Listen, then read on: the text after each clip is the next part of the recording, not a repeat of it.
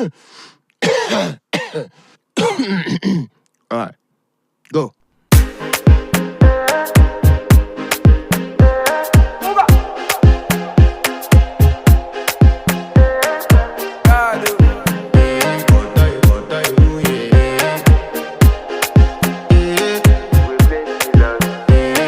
To flex my love, I want to impress, and I want to carry my love.